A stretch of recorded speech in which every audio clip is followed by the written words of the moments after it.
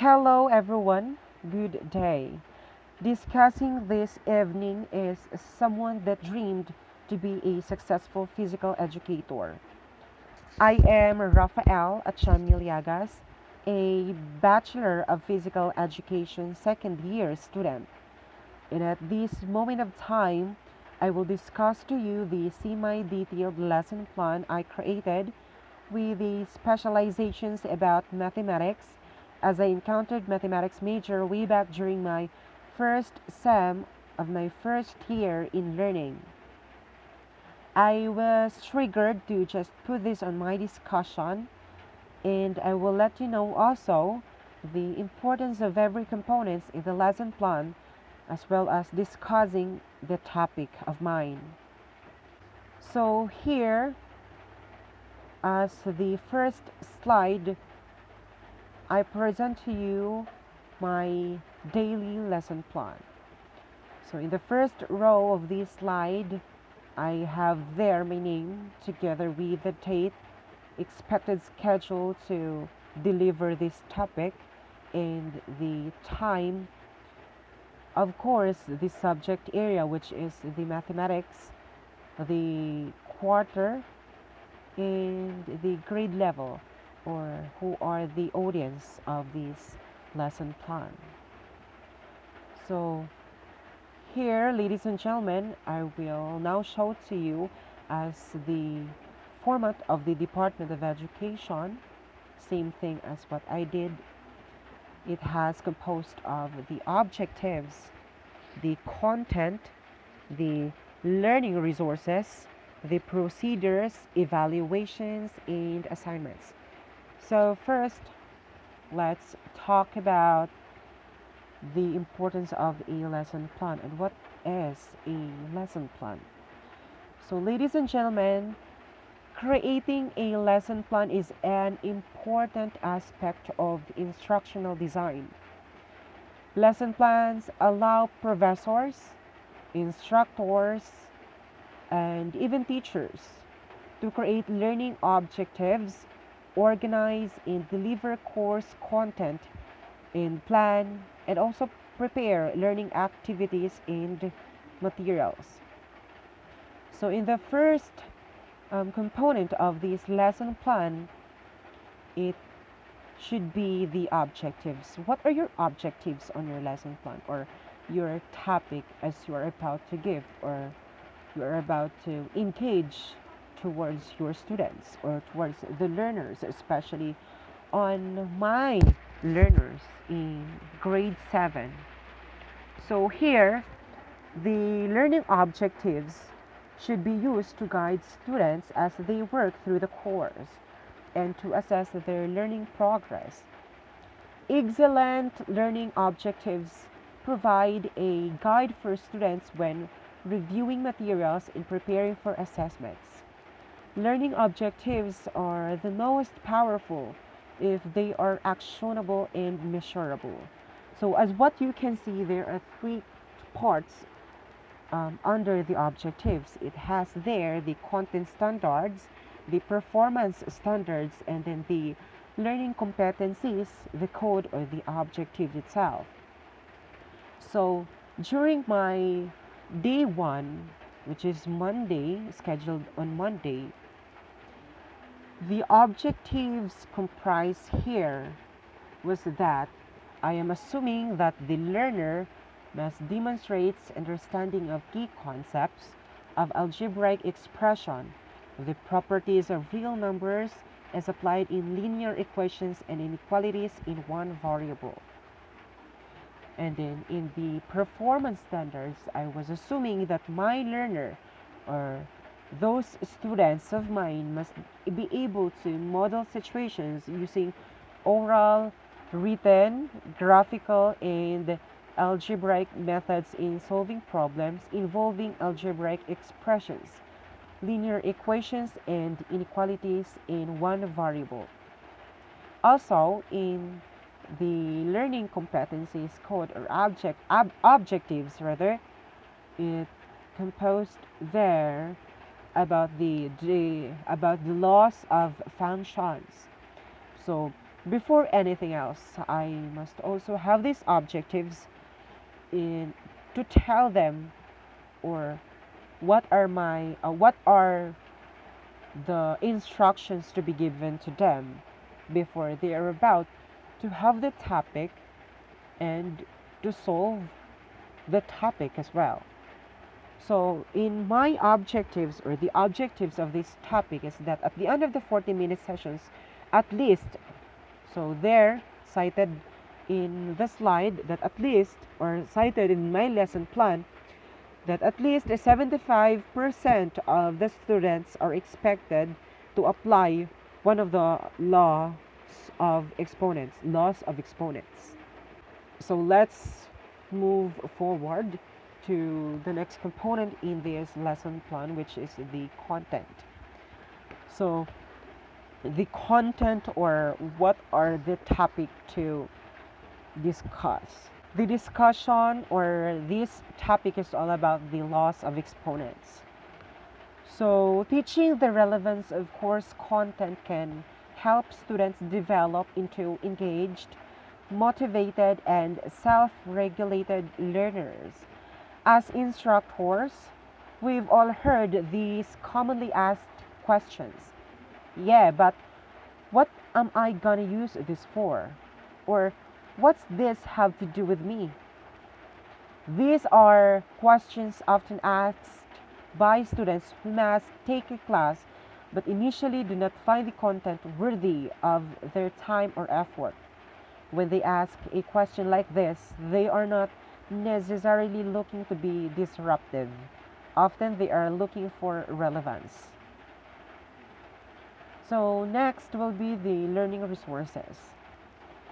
So the learning resources, the effective usage of proper learning resources help the students to construct more than superficial knowledge, that is building in-depth knowledge on a particular subject, and also developing their individual strategies, values, attitudes, and generic skills.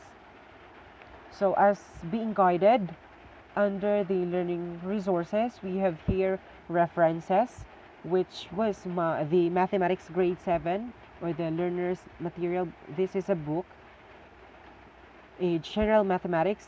It's also a book as one of the references of these learning resources. And then exploring mathematics. These three references are a book. So moving forward to the next. So also under the learning resources, there are also a teacher's guide pages. We also have our guide, which, where, or what to deliver during our discussion. So I cited here all the pages that I was used to as I was about to create my lesson plan. And the next, the learner's material pages. Also, there has a book for the learners. They have their book also for their as a guide for the discussion, or for the topic that we are going to discuss together. And next is the additional material from learning resources. So this additional learning material has something to do, like in this virtual mode of learning, we must have a handouts, cell phones, headset, paper, pencil, computer, and ball pen. But most of the countries, or some of the countries, have now the a face-to-face classes. So same thing as the normal class procedure.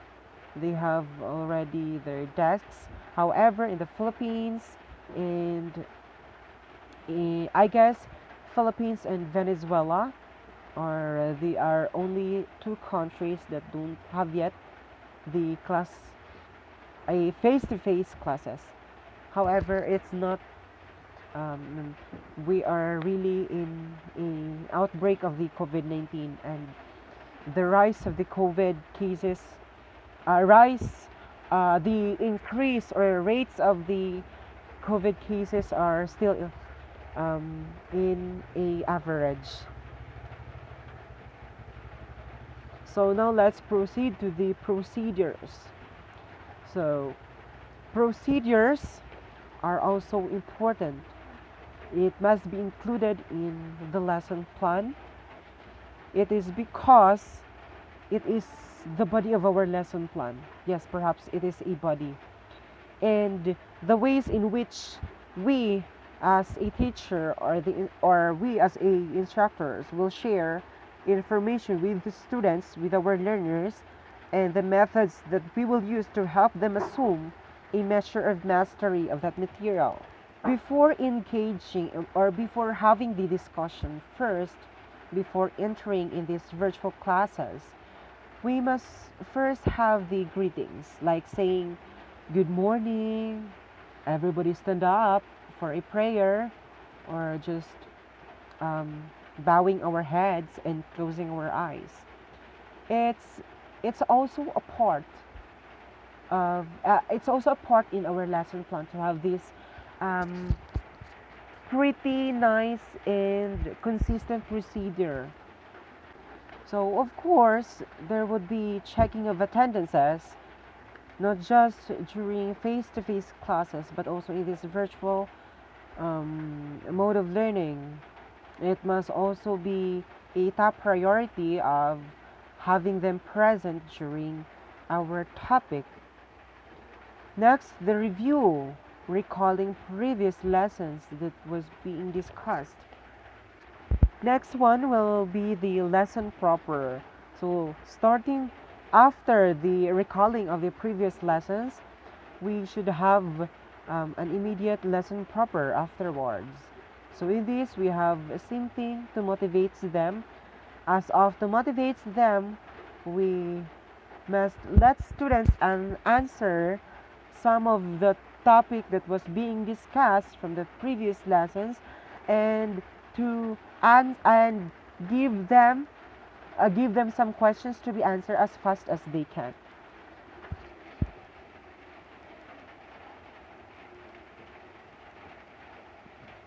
So here I will show you the activity.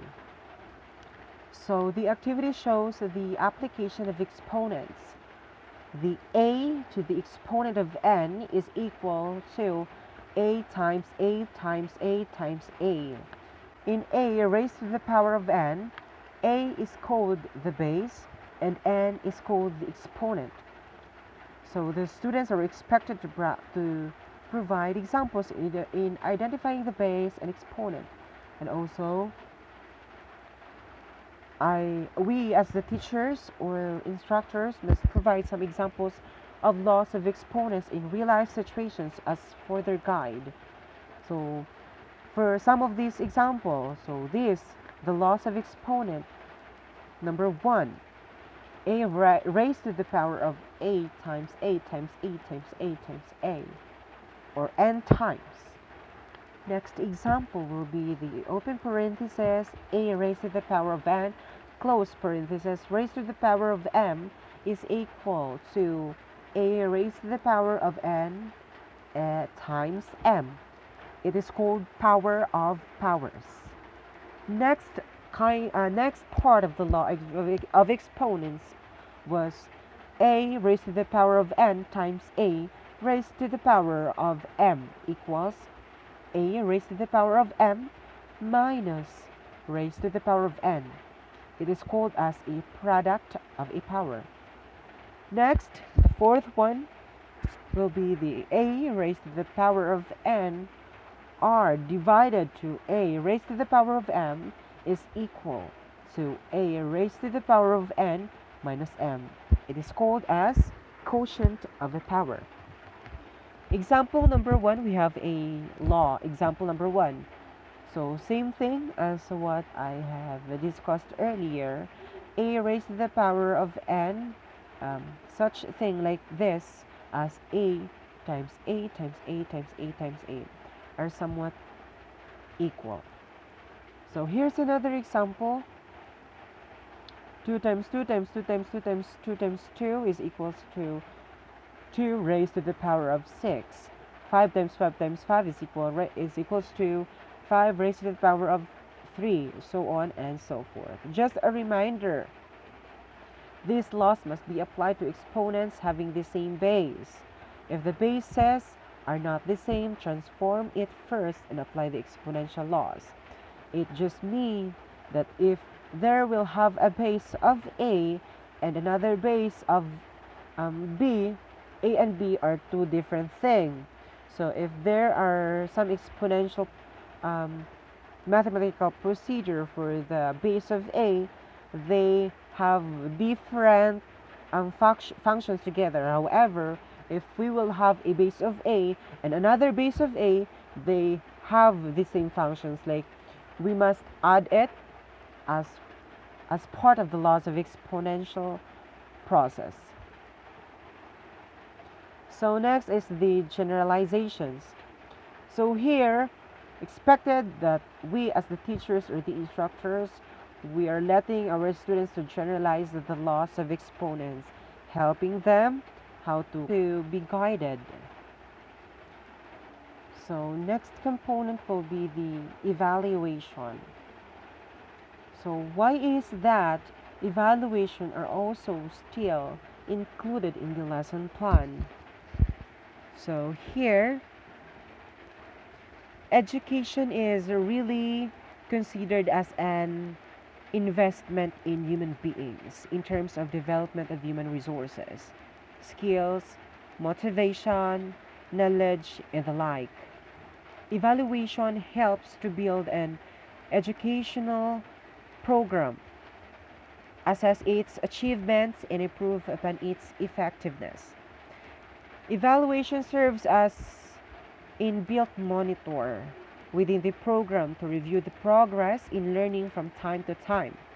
It also provides valuable feedback on the design and the implementation of the program. Thus, evaluation plays a significant role in any educational program. It plays also a enormous role in the teaching learning process. It helps teachers and learners to improve teaching and learning. Evaluation is a continuous process and a periodic exercise. It helps in forming the values of judgment, educational status, or achievement of student.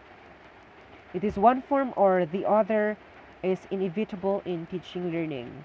As in all fields of activity of education, judgments needs to be made. And that is why evaluation must be included in the lesson plan. There must be a critique of why should this topic must be engaged and must be discussed, and why is it important to have this topic as part of the evaluation. So in this part, we or the teachers lets the student form in 3 groups and giving them a question and for them to answer for in a couple of 8-10 minutes. So here I have here some of the examples, and after 10 minutes I must check all of the papers. Next and the last part of the lesson plan will be the assignment. So also we are asking ourselves, or each one of us, that why our assignments are still included if there are in an evaluation.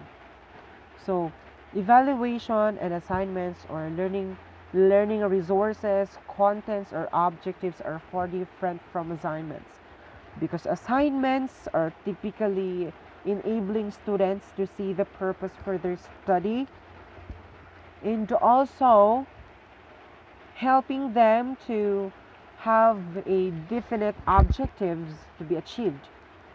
Most importantly, assignments create teaching and learning opportunities to think and learn about new ideas, topics, events, and questions about specific content in the curriculum.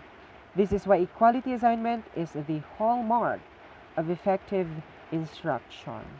So that is why it is really a big help for us to create or to have or to produce an assignment after this discussion, after the end of your um, topic that you have given to your students or learners.